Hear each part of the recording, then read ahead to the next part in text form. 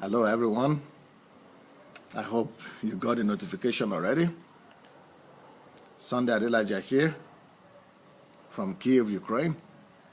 There's a country like that in the world. Shegun Fatuma, welcome. Akinyemi Adebayo, hi. Peter Jonah, how are you doing today?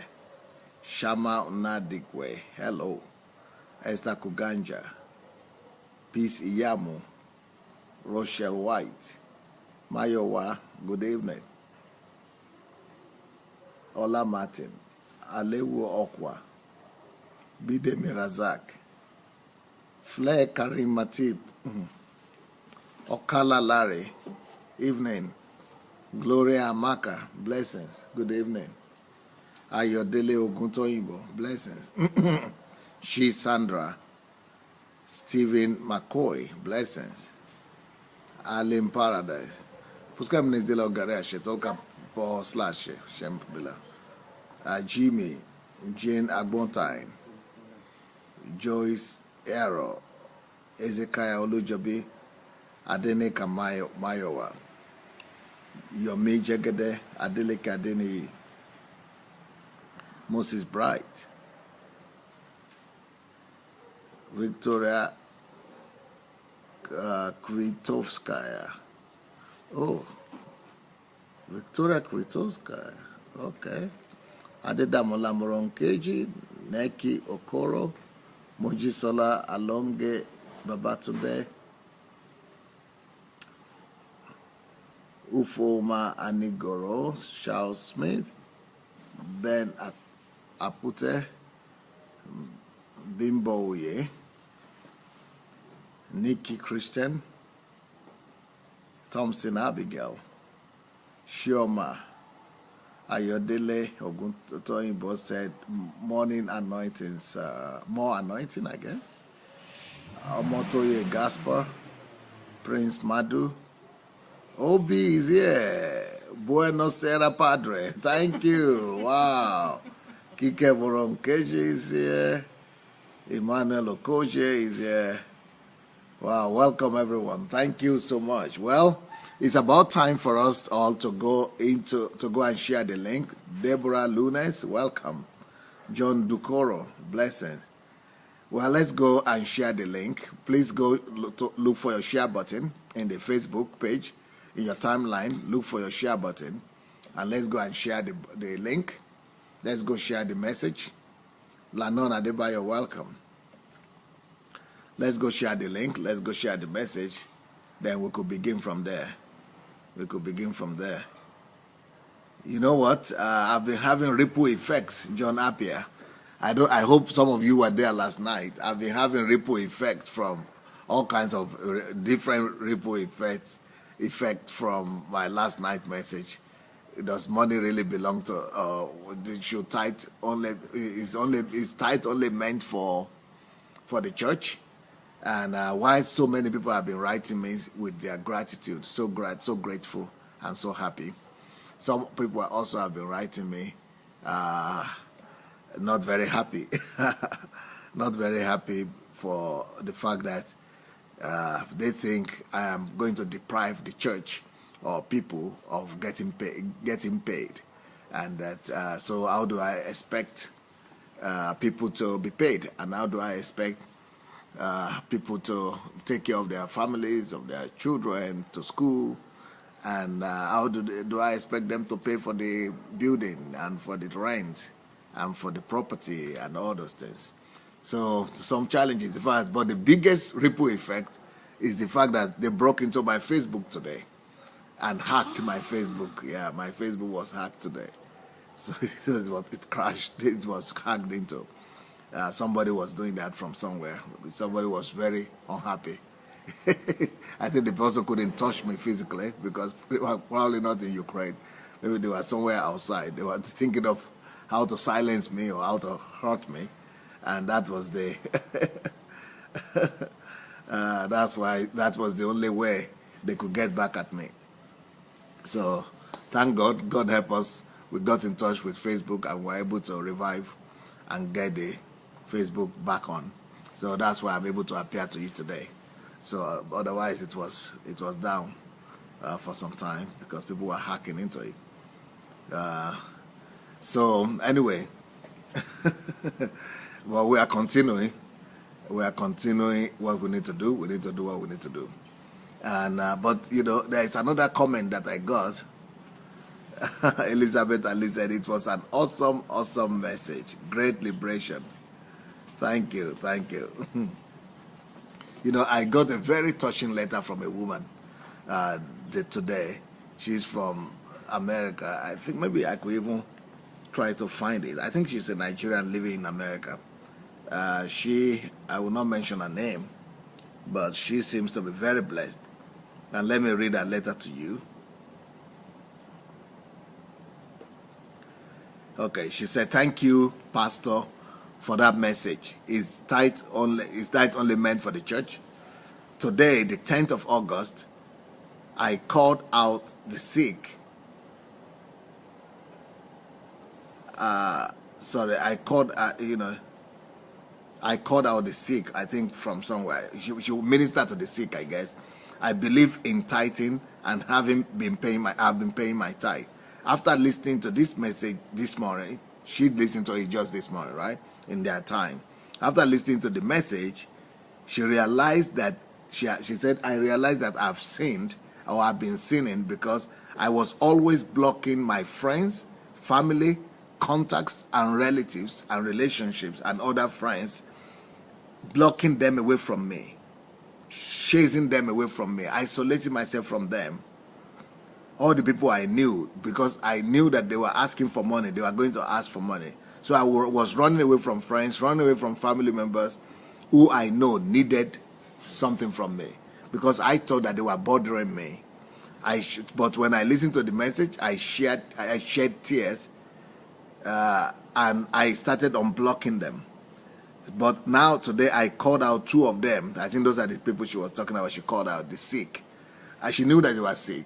So she went and called them and then gave a tithe, a month's tithe, divided to those people who are sick and to take care of their bills, to help them resolve their problem. Before, she was only giving that kind of money to the church. But now, these people who are dying could get rescued. They could be rescued and they could be helped because they don't need to die anymore because a Christian became a Christian at last. So she said she was crying. So now she said this month's salary, tithe, is for those needy, sick people. They will not need to die anymore. The poor, the widows, the strangers will now begin to take the first place in my life and in my tithe. They will come first from today.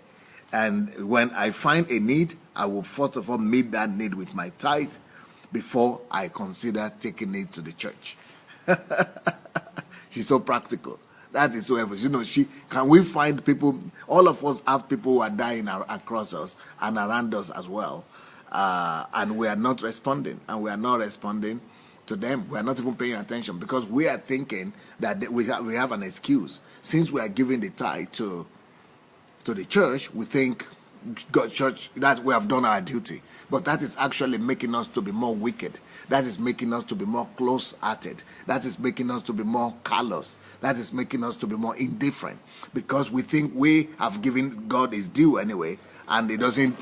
What else does he demand from us? That he doesn't have the right to demand anything from us anymore. But really, God calls the acts of kindness the greater matters of the law. So God actually weighs the acts of kindness higher than the weighs tithes taken to the church. But the tithe should be used to do the acts of kindness. And another girl wrote me and said that she published this video to her page. And then somebody wrote on her page and said, I'm an atheist. I don't believe in God. But this Pastor Sunday, because he tells the truth, I follow him. I like him. Doesn't believe in God, but he follows Pastor Sunday. Soon he will become a believer. He will not even know how it happens.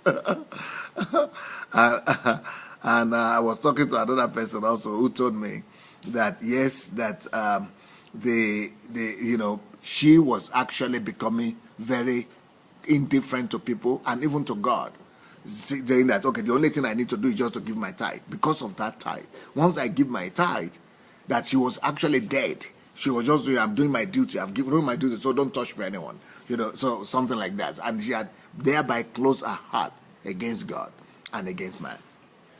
So thank God that God could set people free, thanks to that message. In 24 hours, we have gotten over 10,000, over 11,000, almost 12,000 views from yesterday's night's message. So anyway, right now, the message of today is different. I started this morning a new series about how to discover yourself, how to find yourself, how to discover who you are. And I just published the book. So if you are in Africa, you can get my books now on Okada something, I don't know. But we have the link right there here on the platform now and on my Facebook. And if you are in America, you are in the West, on Amazon, this new book, Who Am I? And Who Am I? How to Discover Who You Are is also on Amazon. So you can go after, you can get this new book. But I'm giving you some of the gist from the book. And I gave one message in the morning, and I'm going to continue. So the topic of today is whatever motivates you more than money is your calling. Whatever motivates you more than money is your calling.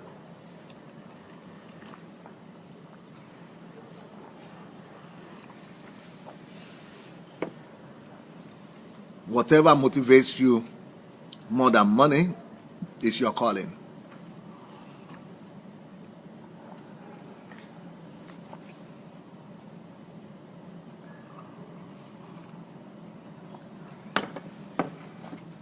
So many people always call me and write to me. They want to find out how to discover their calling.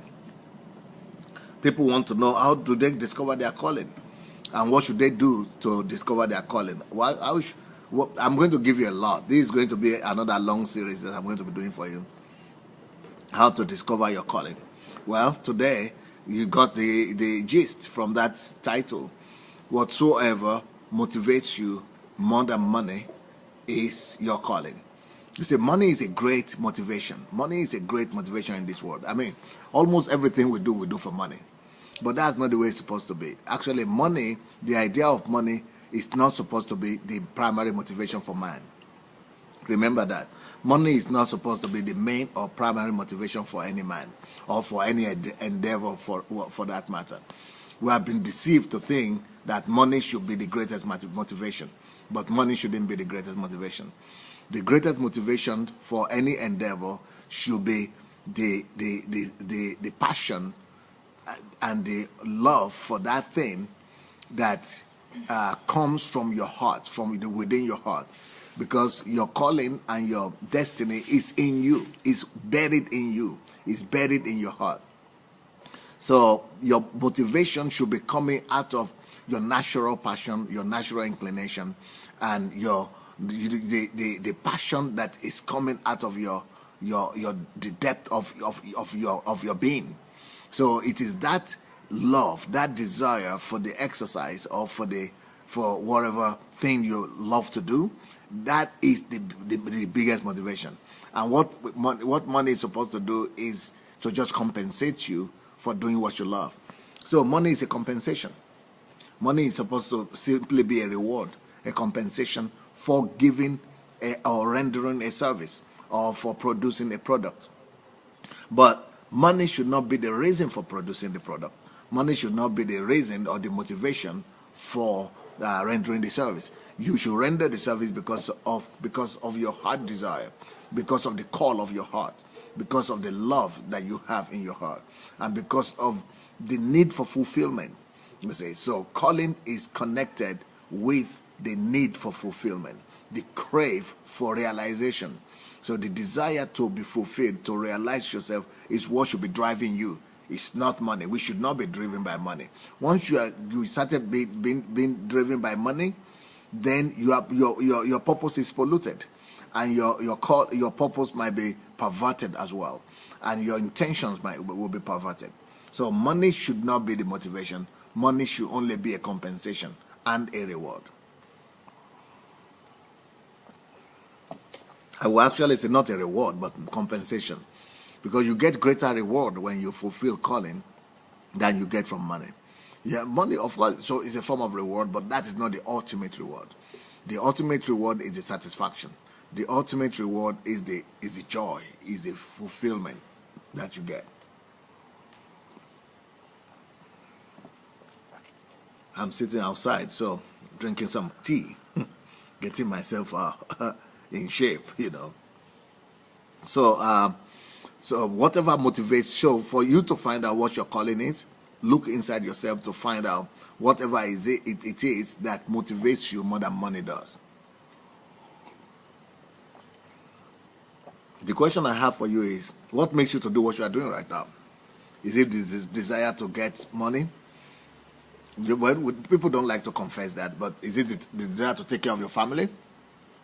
Are you doing what you are doing right now because you want to take care of your family? Is that your primary motivation? Are you doing what you are doing right now because you need to put bread and food on the table?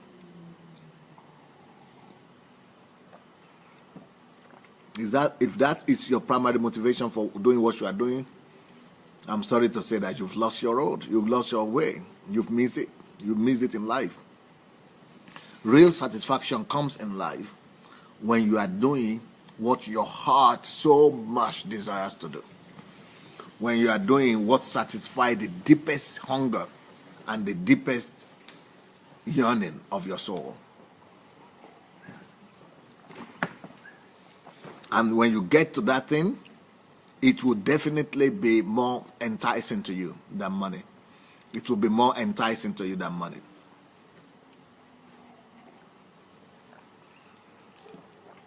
So that's why this topic is so crucial today.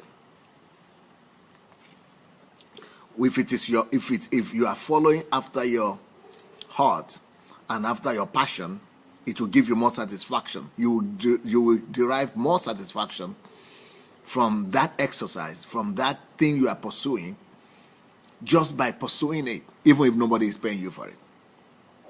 Even if you are not getting any money out of it, you are so fulfilled and satisfied. You are so fulfilled and satisfied.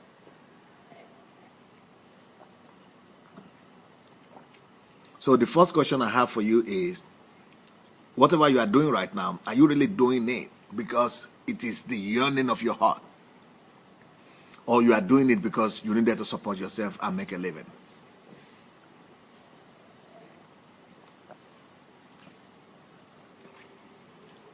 Next question. If you didn't need to make money, let's say money is not an issue, all right? Money is not on the table. If money is not an issue and you don't need to make money, what would you rather do? What would you rather do if if the question of money were not to come up?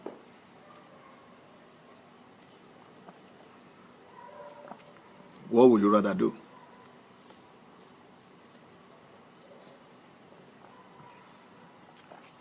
That thing that you would rather do with joy, with satisfaction, with enthusiasm, with zeal, and do with gusto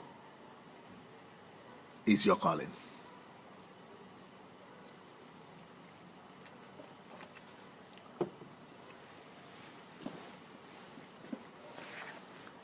So what would you rather do if, let's say, you have all the money you wanted? Let's say you have all the money you wanted. You have all the money you wanted. And money were not an issue.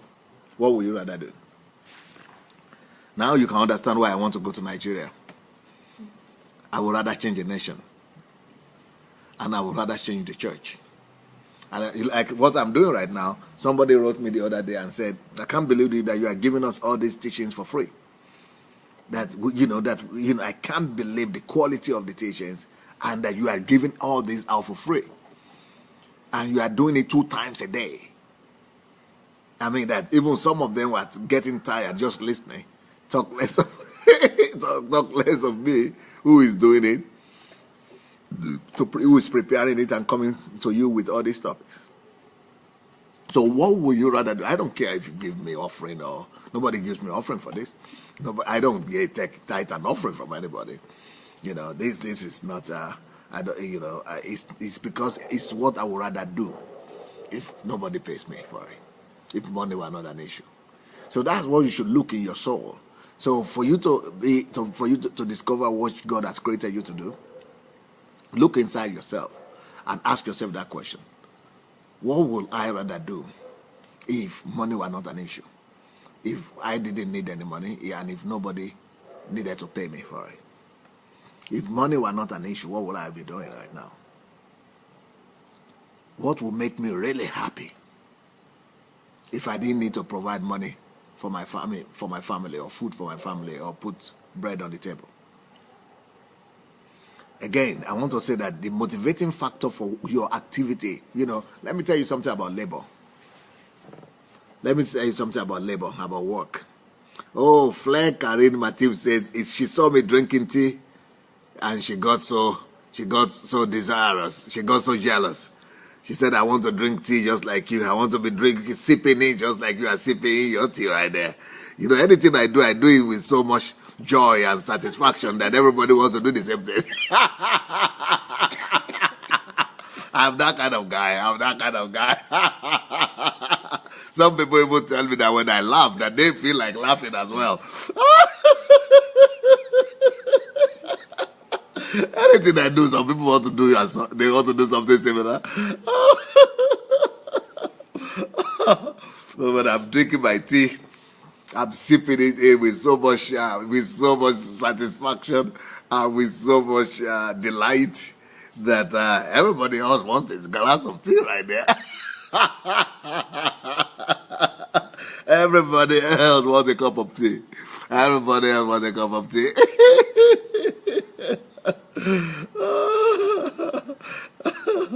Okay.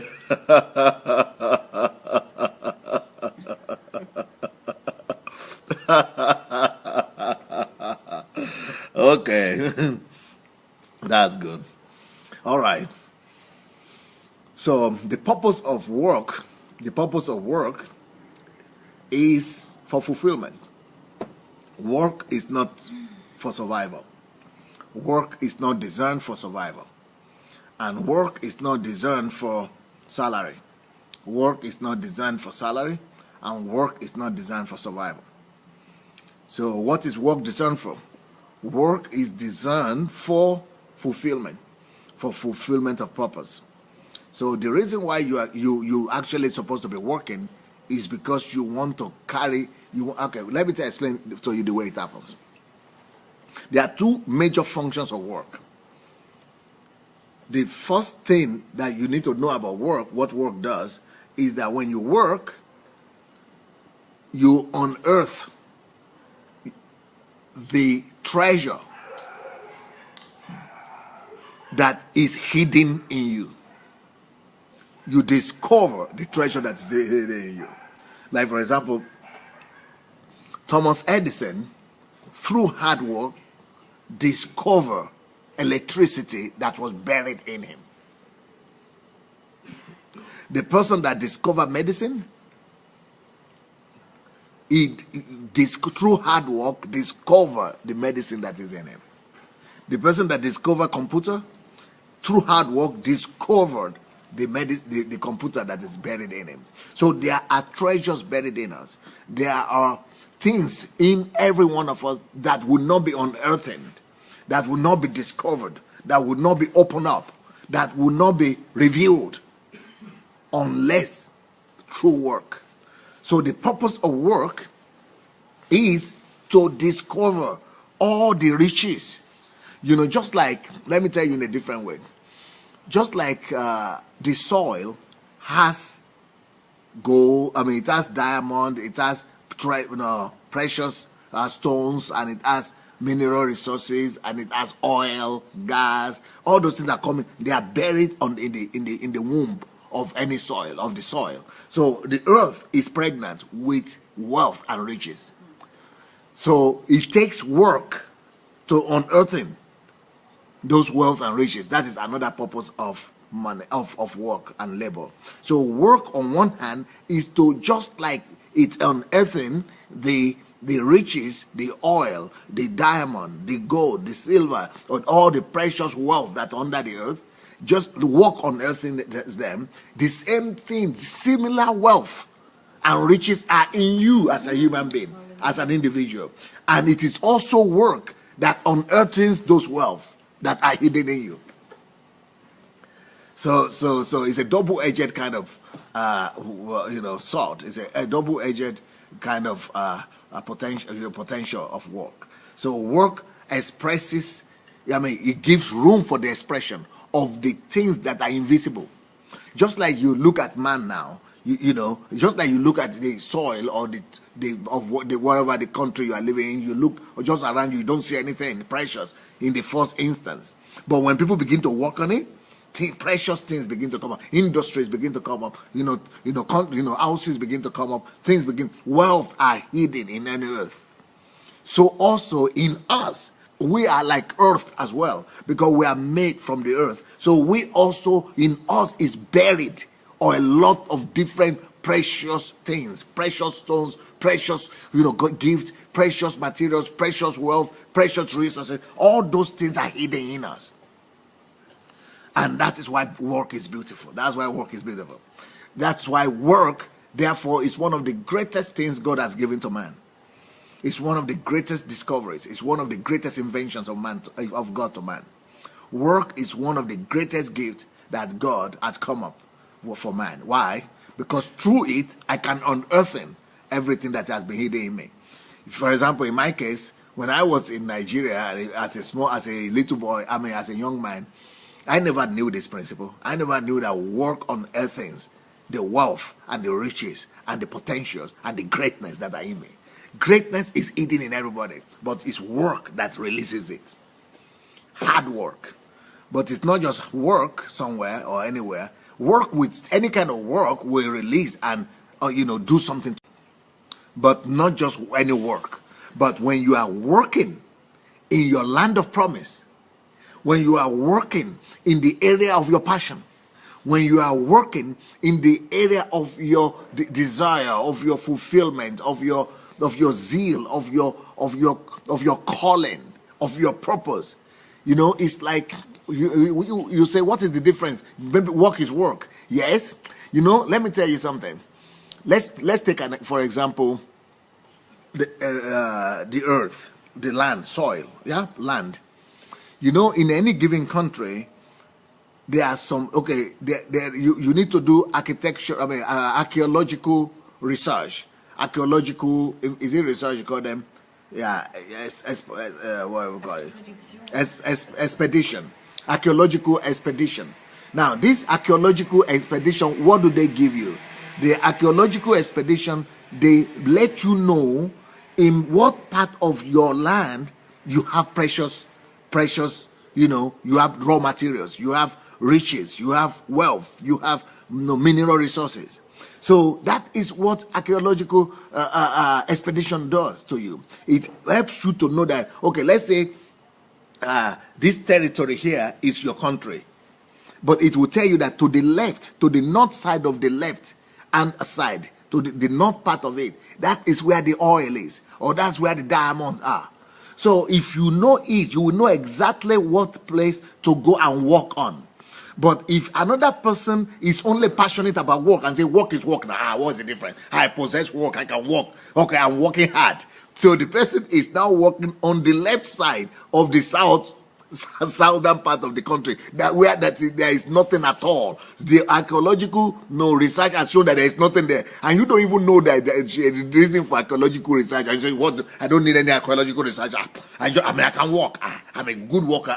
I will walk more than anybody. I will just go and walk. That's it." So you are going to walk on an empty and barren ground that doesn't have any resources, that doesn't have any natural resources, any material resources, doesn't have any riches, that is not pregnant. So that is exactly the difference. You can walk there for 70 years, for 60 years, all your life till Jesus comes. You will never discover anything.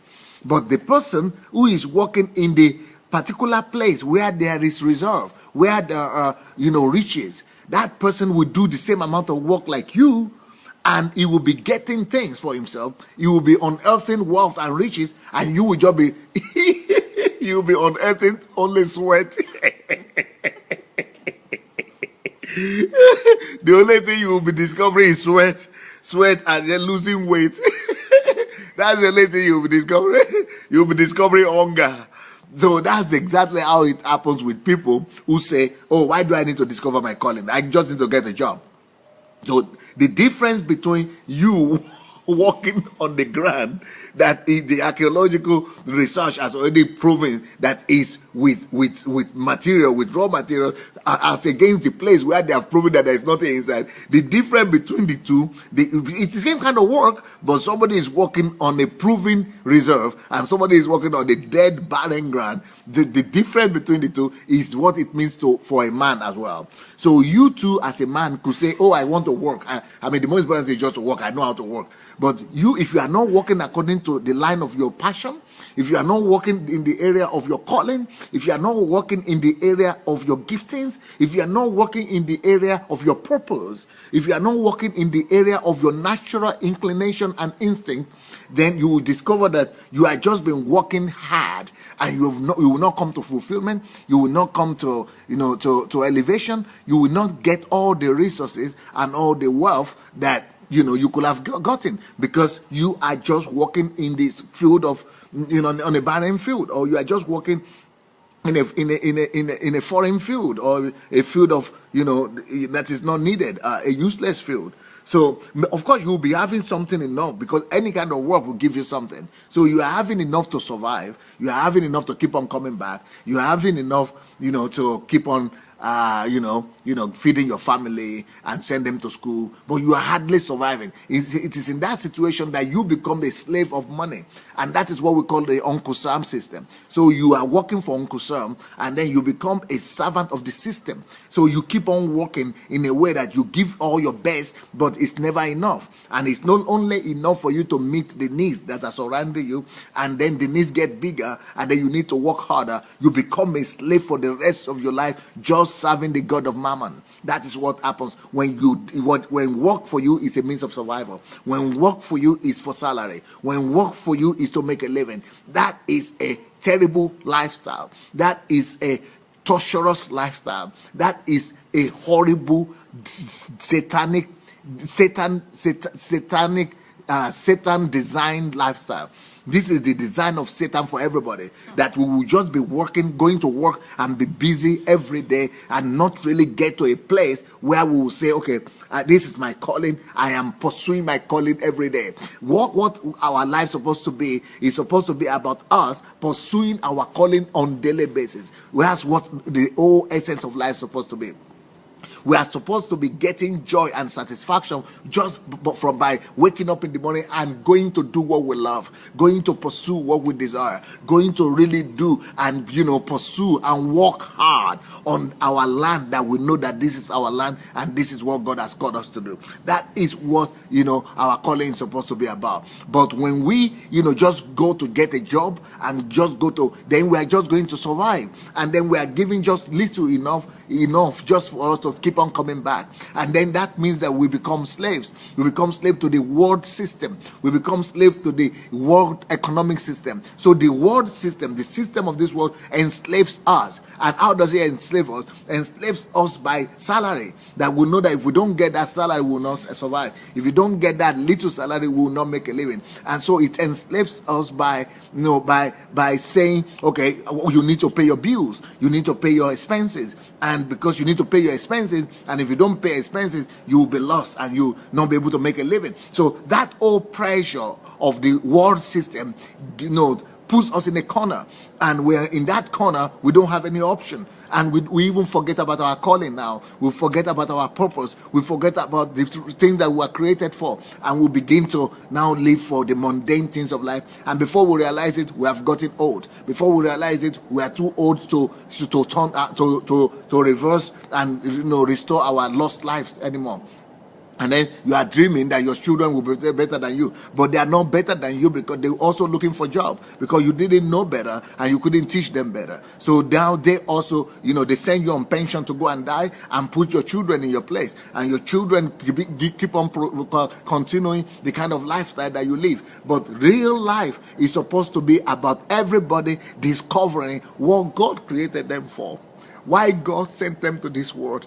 Everybody was sent to this world for a purpose. Everybody was packaged in heaven to come and resolve one problem of the other on the earth. And because of that, you were sent here on a mission. So you need to discover that mission. And that mission, you don't need to look for it through some prophets or some pastors or some people. You just need to look inward. I spoke about it in the morning, how to discover your calling. And I'm talking about that again now. Anything that motivates you more than money does is your calling. So if you have discovered that thing in you that is motivating you, that you rather love doing, even if you will never be paid money for it, but you would rather do it with joy, you will spend hours doing it, you would like to dedicate your life doing it, that is your calling.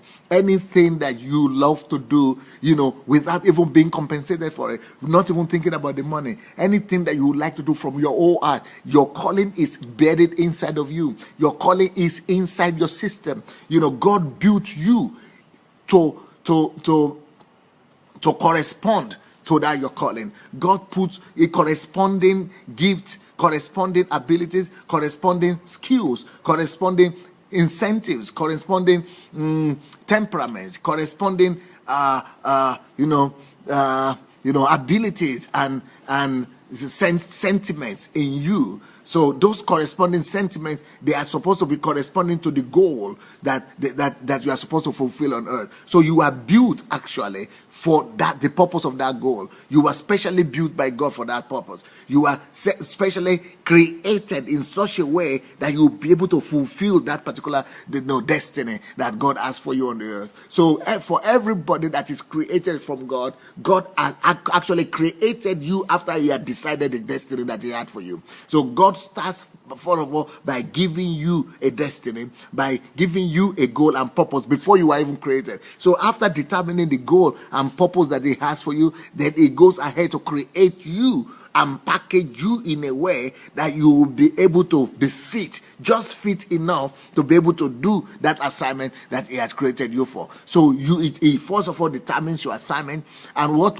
gives Him the motivation. Where does He find the assignment from? He creates everybody and sends everybody to the earth as a response to some cry, to some needs, to some prayers, to some requests on earth. So He sees a need in the next 100 years, or He sees a need in the next 200 years that needs to be met on earth. Then He causes your father and mother to meet, and then causes you to come to the earth and to survive all kind of struggles and everything, so that you will be able to be packaged. You are already packaged from heaven, so that you will be released on the earth to do that particular assignment, to come and resolve that particular situation and that particular challenge.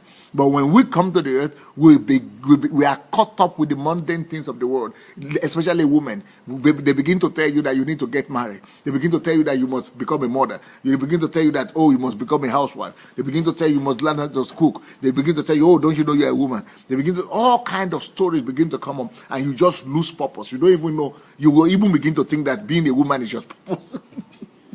You will be thinking that just giving birth is your purpose. I mean, if that is a purpose, then it's better to get some dogs and some cats in the house. They give birth. Oh, my friend. They give birth better than any woman. No woman can compete with a cat. I mean, what a woman does in a lifetime, that cat can do it at a go.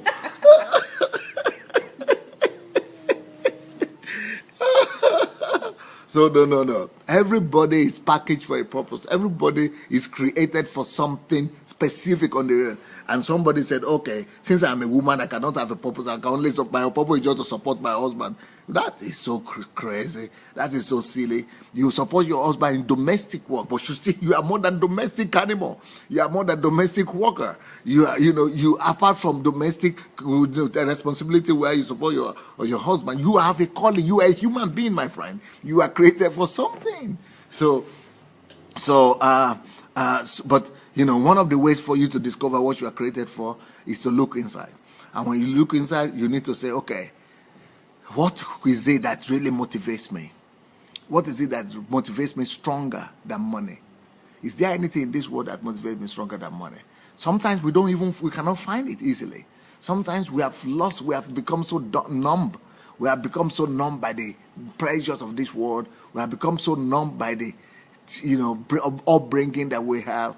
We've become so numb to spiritual things, I'm saying, to even spiritually seeing and, and perceiving what we really love to do. We have become so numb by the need and the pressure to always go and work, always looking for something that will make us money. We become so numb to hearing, and seeing in the spirit, and even hearing our own spirit.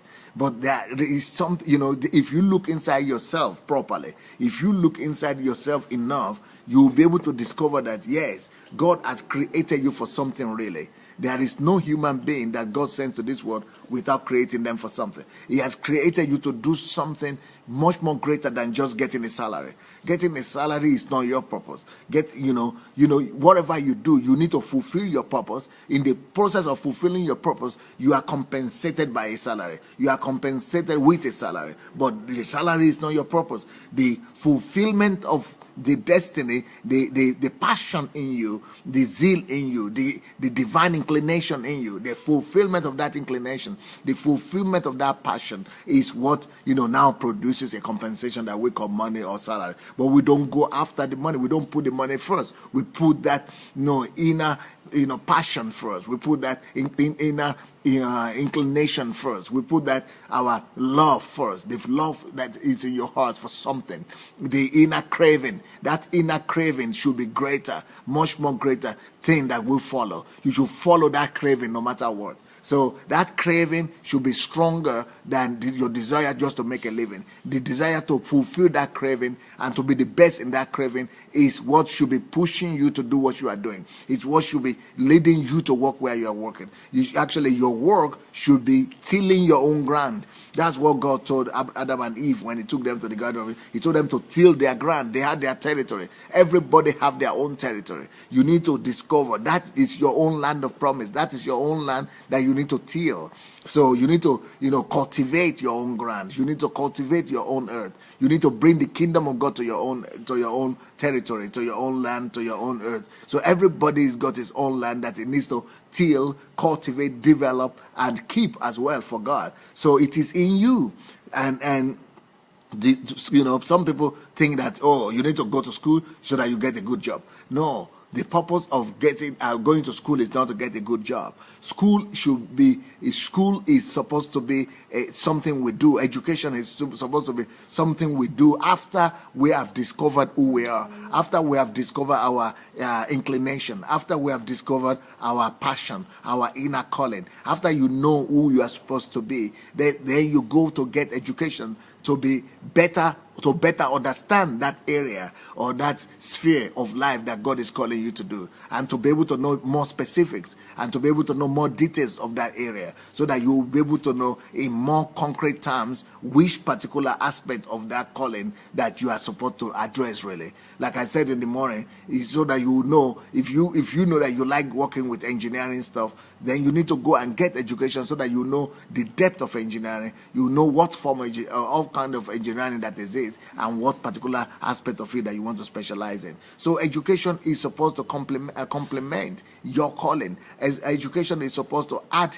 to what you already have. Education is supposed to help you understand better what's already in you. Education is supposed to help develop what is already in you. Education is supposed to help you to become skillful in dealing and developing the thing that God has already put in you. Education is supposed to make you to be capable, to be skillful enough to be able to use the thing, the invisible gift, and be able to turn it into physical product. That's what education is doing. It's supposed to do for you. Education is supposed to cause you to make your invisible self become visible. Your invisible gift to become, a visible, tangible thing for which you could be rewarded. But education is only complementary. It's only complementary to the whatever calling that God has given to you. So again, the topic of today is What is it that motivates you more than money? What is it that motivates you more than money? And I know one of the questions that I would like to answer one of these days before this series finishes is that people are saying, okay, a lot of people know their calling. You could know your calling, but you are afraid of facing it because you think it will not give you money. And a lot of people are like that. They know that, okay, even though I'm called to do this, to do A, but I'm actually going to do B. Why are you going to do B? Because there is money in B, but even though I know my calling is in A. So people most of the time don't know how to convert their A into money. So they actually abandon their money, their destiny, their calling in pursuit of, just survival, in the need to survive for today. So the need of today's survival sometimes pushes us to compromise. We compromise our calling, and that means you compromise our joy. We compromise our fulfillment. We compromise our destiny. And more importantly, we compromise our reward in heaven, because God is going to reward you when you fulfill what He created you to do, when you pursue and do exactly what He sent you to the world to do. That is when you are, putting your treasure in heaven. You are gathering your treasure in heaven by pleasing Him, by fulfilling what He asked you to do. It will make God's heart happy much more than when you are just living on your own and doing whatever you need to do just to make a living. That's more like egocentrism and selfish living, rather than, a sacrificial living that causes you to actually make the heart of God happy. So, but, also, it's also as a result of lack of skills and lack of knowledge. So by the time we get to the end of how to discover what your calling is, once I help you to discover what your calling is, then I will go ahead to tell you how to convert anything you have, any calling you have, any gift you have. I would later tell you how to convert those gifts to money. So don't be afraid that your calling might not have money in it. But any call has money in it. Any gift has money in it. And any land, just like any land, if you have a land of promise, there is milk and honey in that land of promise. So every land of promise has milk and honey, but it's not flowing like that, so that you don't see with physical eyes flowing. You need to do some things. You need to know what to do to be able to bring out the milk and the honey in your promised land. So it's going to be one of the topics that I will treat before we finish this topic. But the idea that I'm trying to communicate to you today is, whatever you can do, and give yourself to sacrificially, totally, that talks about where your gift is. You remember the situation with Jesus when they came when Jesus with the Samaritan woman at the well. They came to him and they were saying, "Hey, Master, you've not gone to eat. You've not gone to eat. I mean, we have gone to eat, and we thought you were going to catch up with us, but you didn't come. And we have come back, and you are still here. What are you doing with this woman? I mean, we don't see any interest in her. I mean, she's even not a Jewish woman. She's a Samaritan woman. They think she's like nothing. I don't want to use that word, but they think like Jesus shouldn't even be sitting near her. But especially, knowing the biography of that woman. But and Jesus told them something. I have a food that you are not aware of.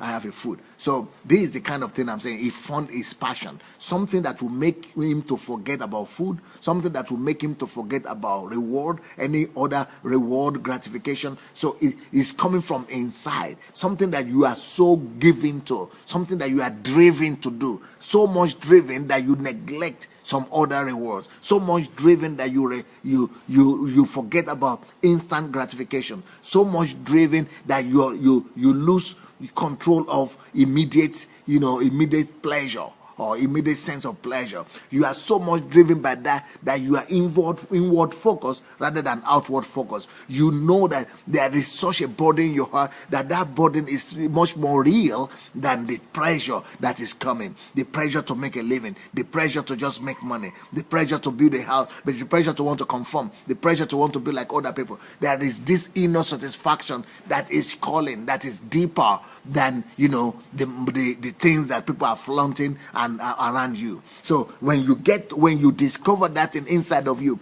and that thing is inside everybody has that burden. Maybe it is making people happy. Maybe it is teaching people to be wealthy and rich. Maybe it is helping poor people to, not to. Maybe you cannot stand poverty. Maybe you cannot stand, barrenness. Maybe you cannot stand, women suffering. Maybe you cannot stand, maybe the corruption in your country. Maybe you cannot stand, mismanagement. Maybe you cannot stand people going to hell. Maybe, just what it is that is such a burden from your heart that you are so concerned about that you will rather bury your head in it. You will rather make it consume you. Maybe you are passionate about developing other people, raising leaders, maybe helping people, maybe giving advice. What is it that really could engage you, obsess you, that it becomes almost like an obsession to you?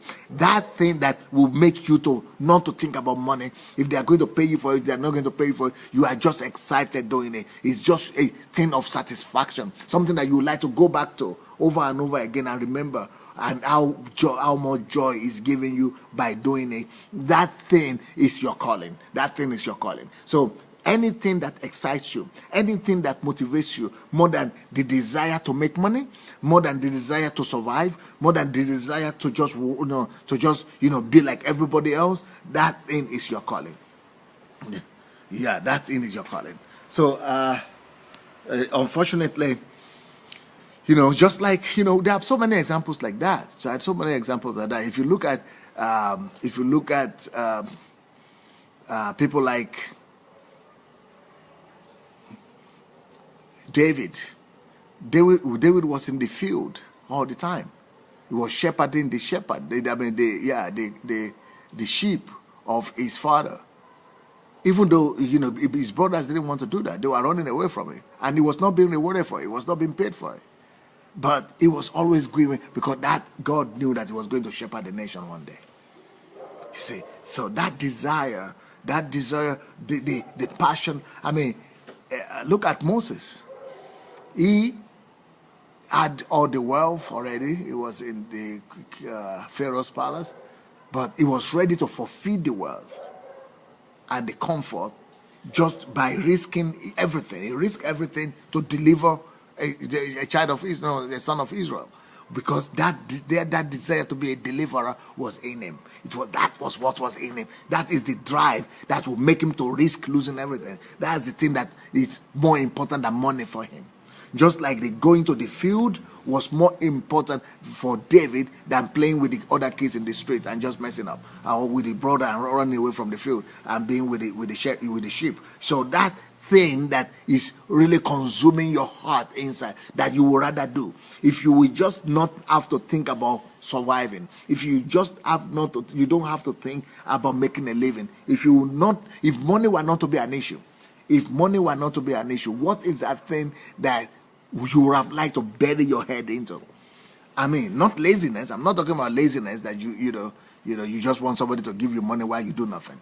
No, I'm talking about a drive inside, a passion inside, a zeal inside, an obsession inside. What is it that but if you will be quiet and be alone with yourself and ask yourself a question and look inside yourself and query yourself and interrogate yourself and be truthful with yourself and search in your heart for that thing that is more important, in your life, that will consume you more than money, that will motivate you more than money, that will excite you more than money, then you will find it. Everybody has it. Everybody has it. So that's how you find your calling. That is number 2. This is number 2 of this new calling. I have a book. I have a whole book on this. So, and the book is there on this platform. We already gave you the link. You find a link. I mean, in the comment section. In the comment section here, you can go to Amazon or Okada for those in Nigeria or Africa. You can go to Amazon if you are in the West. So go look for that book. It's on Facebook as well. It's Who Am I? It's called Who Am I? Why Am I Here? So that is the question. I mean, that is the book. And that talks about, that is much more detailed over there. That will give you much more detailed explanation and help on how to discover. Not just how you can discover your calling, but how you could help other people around you discover their calling and their purpose in life. Well. So this is number 2 of those secrets on how to discover who you are. I hope it has helped anybody. Let me ask you if you can tell me if this has been helpful to you. Please, will you write what you are thinking? If you are there in the morning, even if you are not there in the morning, this particular message, do you think it has been helpful? Write me what you think. Has this been helpful to you? Let me hear from you. Let me hear of your opinion about this teaching. Our time is almost coming to an end, so I want to also ask all of you to go and share the link. So, especially if you have not shared this link yet, if you have not shared the link, go to your share button, go to your timeline right now, and share the link, share the message, and then also write what you think. What have you learned, and what do you think this message has given you today? I would like to hear from you. I would like to know if it's worth it or it's not worth it. I don't want to do something that is not going to be helpful to you. So get back to me. Let me see what you are getting from this teaching today. Okay. Let me go back to what people have written earlier. Okay, here is Yetunde Awolesi say, whatever you have the passion and zeal for without checking the time or getting bored is your calling. It is inbuilt, yes. Dimitri Pristev, the abbreviation Pastor Sunday, the Privé Daragoy.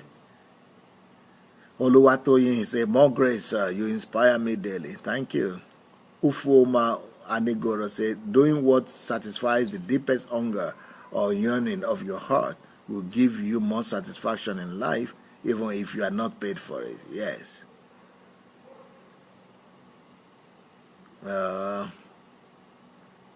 John Dakoru says, if money were not the issue, I would not be doing what I'm doing presently. Lord help me. Yeah, that's what I mean.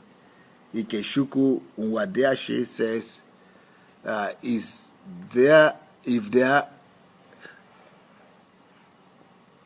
if you had no need for money, what would you rather do? This is a clue to your calling by Pastor and Purpose, Pastor Sunday Adelaja. Yes. Elizabeth Ali, even me, I can't believe it. I've got so many notes down to check later. More grace, sir. Thank God. Thank God is helping you. Charles Smith say, Pastor Sunday, you are wearing me out by your constant teaching, but thank you. Fleur says, I love Pastor. Okay. All right. Jonathan West says, we think alike, Pastor. You make me feel better. What makes me happy is bringing people to feel this joy it brings. Wow, that's great.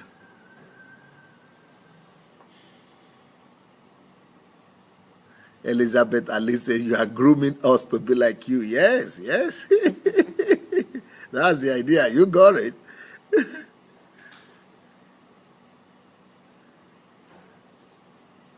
Taiwo Abo Abba says, sir, I would rather go to mission field and support people with needs. But you are not doing it, right? You see? Thank God that you have already discovered at least what you are supposed to do. But later on, I will tell you how anything that you are called to do will give you money and you'll be able to survive on it, okay? Yetunde Awolesi said, oh, yes, I was going to say that, Pastor, about the way you laugh. Oh, that's about my laughter, sorry. Ikeshuku said, work enables us to express potential. Yes. Joseph said, work expresses the glory in us. Yes.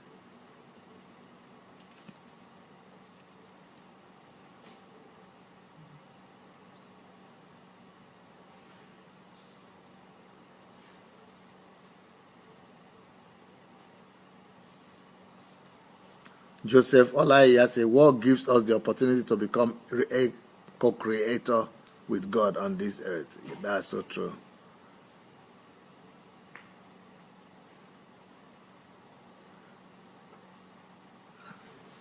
Yetunde said, work is one of the greatest inventions of God to man. Yes, that's from Pastor Sunday.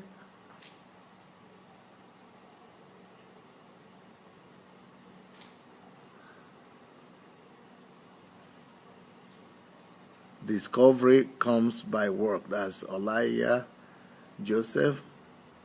Basil Osezele said, what you have an unlimited passion for is your calling. Even when you are tired or hungry, you are still there. Even your customers feel it in your eyes. You find yourself feeling pride with the job. Sometimes you do it in a dream, in your dream too.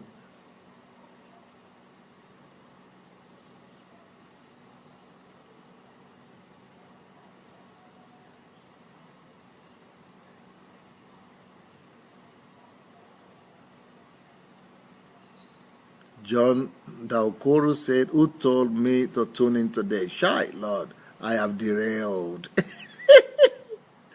I have to find my way back to my calling. Oju Olakwe Martin said, preach it, Pastor, I love this. Yetunde said, this is so deep, such a deep revelation. Tosin said, awesome message, more grace, sir. Joseph says, walking by revelation, capture your totality without stress. Basil says, daily preaching, daily talking is not an easy job, sir. God bless your household for the eternity in Jesus' name. Shinyere Oji said, this is good word of wisdom. John says, yes, sir, it has always been there. I derailed because of money. I repent. I must get back to my place of calling. That's a sincere man. That's a sincere man. Thank God for you. Olawunmi Popola said, I love you, sir. Thank you. Mike Bradford said, preach it, man of God. Galina said, at first was my calling, and then I'm created by God for other things. Emmanuel Okoji said, every day I go to work, I feel I'm ensnaring myself the more, as this survival salary thing is a trap. That's so true. Paul says this is a timely teaching for African believers, and I think not only. Joseph Olaya said, I discovered in the Bible that work comes first before worship. Yeah. Andre Imolore said, where or how can I get this message so I can replay it in my church? This message is going to be on my Facebook, on this same Facebook here. Go to the video section, it's going to be there. But apart from that, it's going to be on my blog, SundayAdelajablog.com, and on my YouTube page, Sunday Adelaja.